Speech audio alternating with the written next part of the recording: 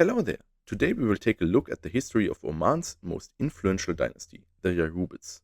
We rarely hear about them in history books, yet their reach spanned two continents and they were one of the few powers to resist European colonization attempts. Time to give them the spotlight.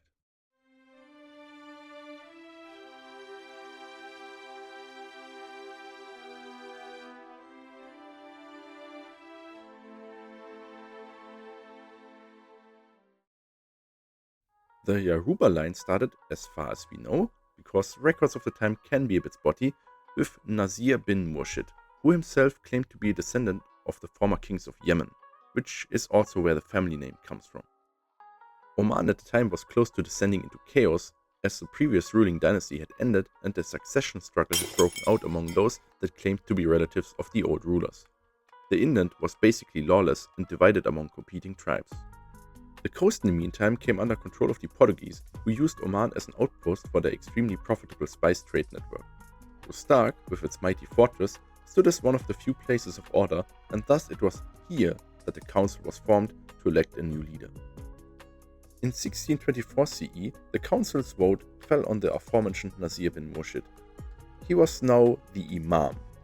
This may sound confusing, as an Imam is probably known to most people as a religious title similar to a priest, but in Ibadi tradition, to which the Yaruba belonged, Imams were both political and spiritual leaders.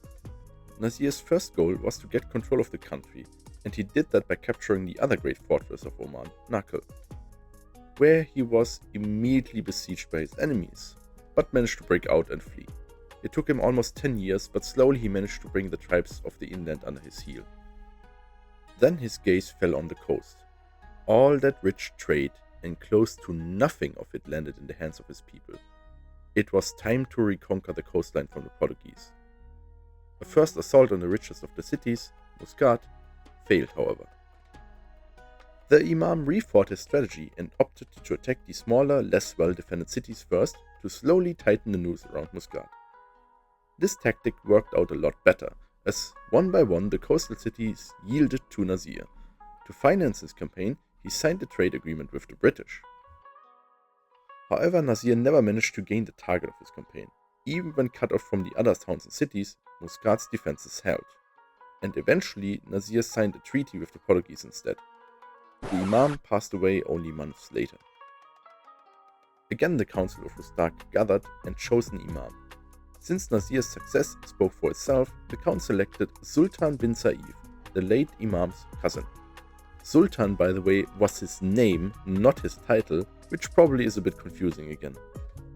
Sultan didn't see the treaty his cousin made as binding to himself, so he attacked Muscat soon after taking power, eventually wresting it from the European colonizers.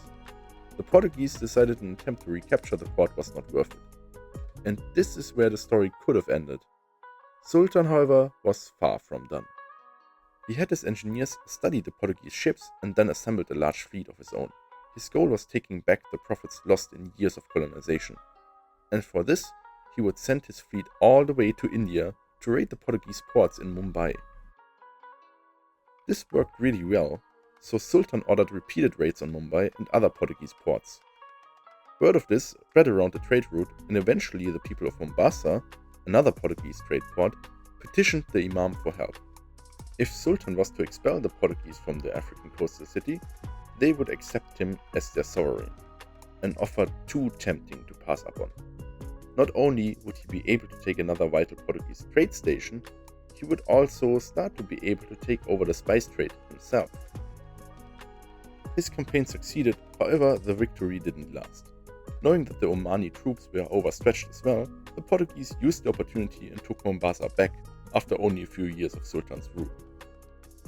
The Yarubids had now tasted colonial rule, and this would not be their last foray into it. For now, Sultan's rule ended with his death. In defiance of the Ibadi tradition, his successor was not elected by the Council of Ustak, but a new law was put in place to let Sultan's son, Bil Arab, succeed him.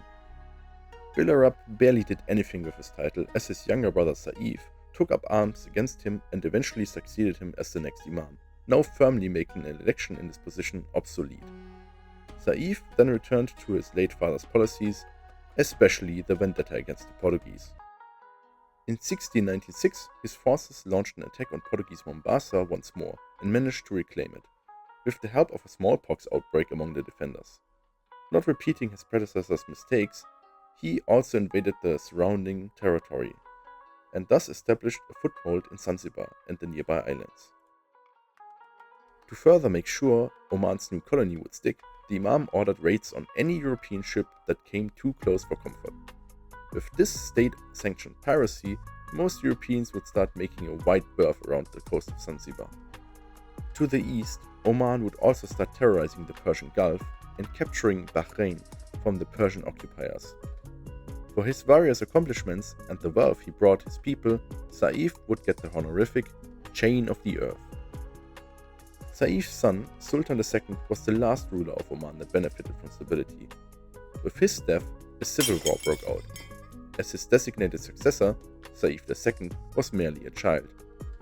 4 imams from different branches of the family would take control, either by claiming succession or by being elected for the next 10 years, before Saif II, now an adult, managed to take back control. Saif II becoming imam again did have a price attached. His rule was still constantly contested by rival imams, so he asked the Persians for help, and they were all too eager to take the chance and plunder their way through Oman. This of course didn't make Saif II any more popular, quite the opposite. So more contenders rose to challenge his position. The more of those he had to fight, the more he relied on the Persian allies, giving them more and more of his own country as a reward for their help. When finally the profitable city of Muscat was threatened to fall under Persian control, he might have realized his errors. But it was too late. Saif II died very much the opposite of his grandfather of the same name. A weak ruler that was despised by his own people and a puppet to his so-called allies. Done with the Yoruba dynasty, the council elected Ahmed bin Said as their new imam, the first in over a century not to be a Yarubid. His house, the Al Busaid, still rule in Oman to this day, and they did continue to control Zanzibar until the revolution in 1964. In fact, the last Sultan of Zanzibar just died on the 30th of December 2024. But that is a story for another day. This concludes our little trip through the history of the Yorubids. I hope you enjoyed the ride, and if you did, please leave a comment and a like. Subscribing and sharing also greatly helps the channel. Thanks again to my artist and to you viewers. Until next time, bye! Muscat's defenses held together and not together, just held. Read what it says, my friend, not what you think.